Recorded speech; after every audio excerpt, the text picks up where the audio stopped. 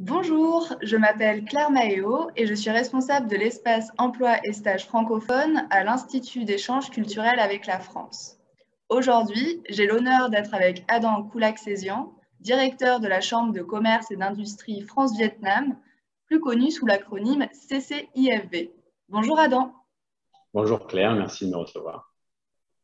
Aujourd'hui, nous allons échanger autour du développement du monde professionnel francophone au Vietnam et plus spécifiquement à Ho Chi Minh Ville. Nous allons découvrir en quoi la CCIFV permet le rayonnement et la diffusion d'entreprises françaises dans le monde professionnel d'Ho Chi Minh Ville. Nous allons commencer par quelques points de présentation si vous le voulez bien.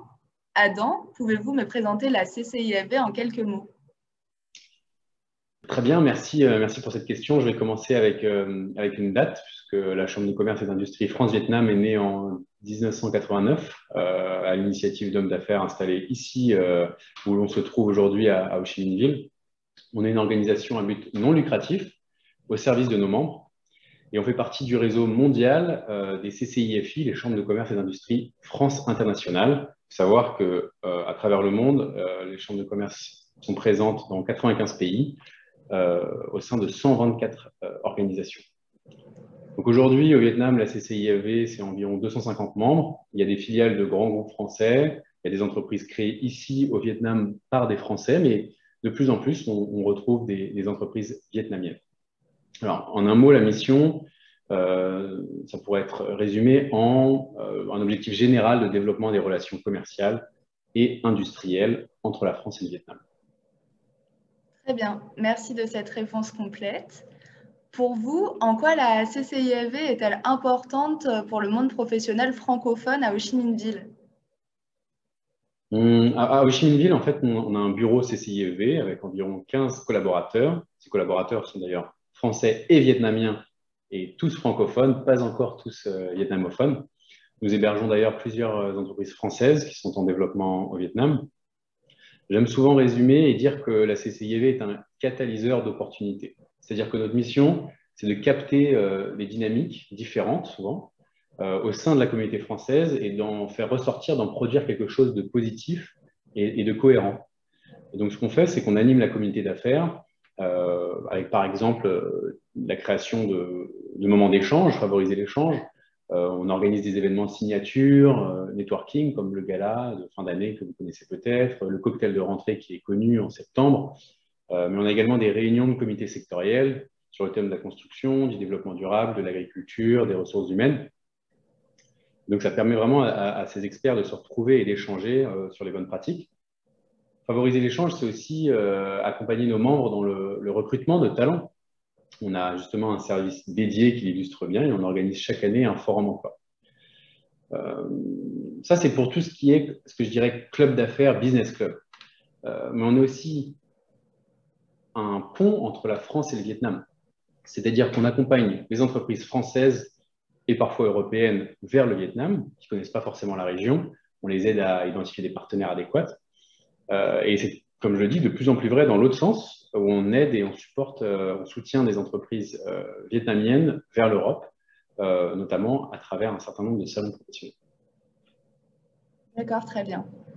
Pouvez-vous partager avec nous votre expérience ainsi que votre parcours qui vous a permis de vous mener jusqu'ici?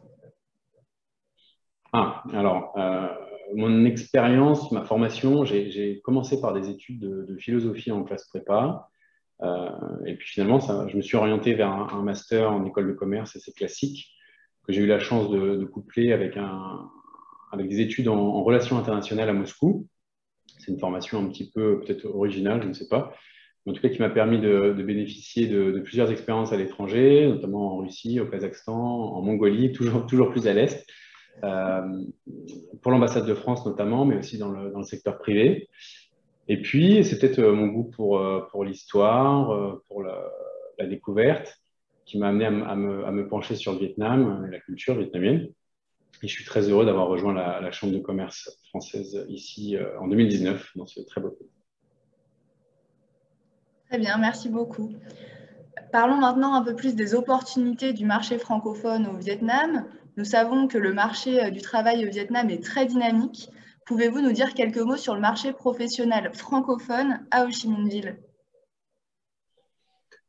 Bien sûr, je peux vous dire quelques mots puisque la Chambre de commerce est au cœur du sujet. Je parlais de catalyseur tout à l'heure, d'énergie.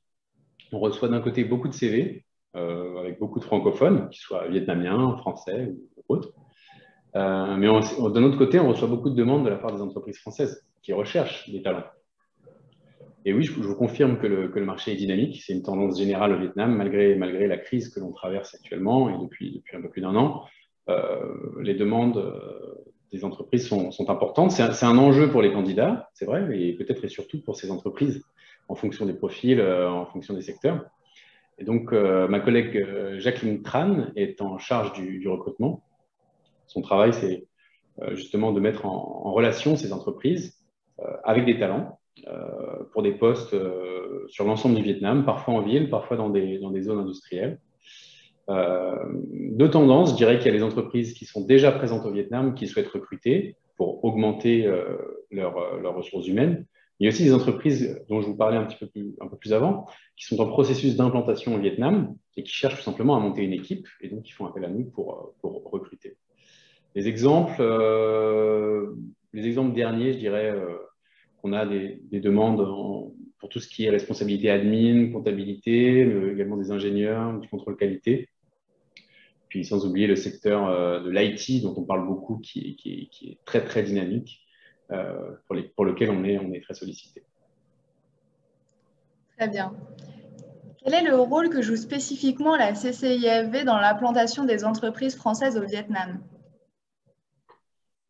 Alors, c'est vrai, on travaille intensément pour accompagner les entreprises françaises au Vietnam.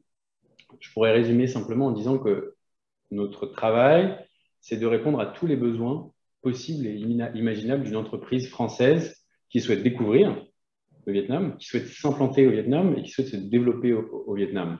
Et d'ailleurs, au Vietnam et en ASEAN, puisqu'on le répète et on le répétera toujours, le Vietnam est une formidable porte d'entrée vers l'ASEAN. Donc, ce qu'on fait, c'est qu'on fait de l'identification de partenaires locaux, compréhension du marché, mise en contact, création de structures juridiques, soutien administratif en général. Et comme je le disais aussi, location de bureaux, recrutement, c'est-à-dire toute la raquette possible. On essaie de couvrir toute la raquette. Et quand on n'est pas capable d'avoir l'expertise au sein de l'équipe opérationnelle, on fait appel à l'expertise de nos membres. Enfin, pour nos apprenants, les demandeurs d'emploi ainsi que les étudiants, quels conseils pourriez-vous leur donner pour maximiser leurs chances dans la recherche d'un emploi ou d'un stage francophone à Ho Chi Minh Ville? Alors, je dis souvent pour rigoler, apprenez l'anglais. C'est une blague dans le contexte de notre interview aujourd'hui, mais je commencerai par ça. C'est-à-dire que oui, il faut apprendre l'anglais. C'est important, c'est nécessaire. Mais la connaissance d'une troisième langue est tout à fait primordiale. Et le français, je pense que c'est vraiment un choix efficace. Je ne parle pas du français pour ce qu'il est, pour la culture française et la langue en elle-même. Je parle vraiment pour le retour sur investissement qu'on peut avoir en apprenant, puis en maîtrisant le français. Je le dis parce que ce n'est pas forcément évident au premier abord lorsqu'on voit des offres d'emploi. Il n'y a pas toujours marqué français demandé ou français obligatoire. Parfois, il y a marqué le français serait un plus. Alors déjà, quand il y a marqué le français serait un plus, c'est que c'est vraiment un gros plus. Puis parfois, c'est tout simplement pas marqué. Il y a marqué il faut parler l'anglais, etc. Mais je peux vous assurer que lorsque vous vous adressez à une entreprise française créée par un Français ou avec une direction française, je peux vous assurer que la maîtrise du français, ou parfois même une maîtrise relative du français, est un grand plus. Donc voilà, continuez à apprendre le français. N'hésitez pas à développer une connaissance technique et sectorielle du français. Et dernière question, les entreprises francophones restent marquées par un environnement culturel et professionnel différent des entreprises vietnamiennes. Quelles sont pour vous les attentes prioritaires des entreprises francophones dans leur recrutement?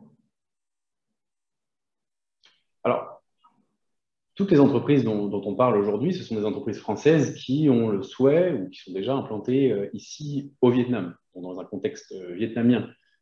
Donc en termes d'attente, on a parlé du français plus haut. Effectivement, il y a probablement et souvent une attente de maîtrise de la langue française, peut-être des codes, de la compréhension du management français ou à la française, s'il en est. Mais ne pas oublier qu'on est au Vietnam et que ces entreprises françaises, elles recherchent des employés vietnamiens. Euh, et justement, c'est ces Vietnamiens qui font le pont entre le Vietnam et la France et qui sont capables justement de faire grandir cette entreprise et ces entreprises françaises ici au Vietnam. Donc, je voudrais simplement dire, on parle d'attentes, très bien, il y a des attentes. Les attentes, c'est le fait d'être qualifié d'un point de vue technique, avoir une expertise. Si possible, de parler le français, c'est un grand plus, comme on l'a dit. Mais surtout, il ne faut pas avoir peur de postuler à des offres d'emploi. Au contraire, il faut y aller, il faut être audacieux et courageux. Très bien. Merci beaucoup, Adam, d'avoir pris le temps de répondre à nos questions et de nous avoir éclairés sur le monde professionnel francophone à Ho Chi Minh Ville. Pour finir, vous voulez peut-être nous dire un dernier mot? Non, bah, mon dernier mot, c'est que je suis très heureux d'avoir pu m'adresser à vos apprenants, à vos étudiants. C'est un plaisir. Je dirais simplement à chacun d'entre vous, n'hésitez pas à contacter la CCIFV. On est toujours très heureux d'échanger avec vous, tant pour le recrutement que pour d'autres choses, pour échanger sur des idées, des projets. La CCIFV vraiment a des portes grandes ouvertes pour vous et voilà, on vous attend. On sera très heureux d'échanger avec vous. Merci beaucoup. J'espère que cette interview vous a plu et vous a donné l'envie de rechercher un stage ou un emploi francophone à Ho Chi Minh Ville. Je vous souhaite à tous une bonne journée et à très vite.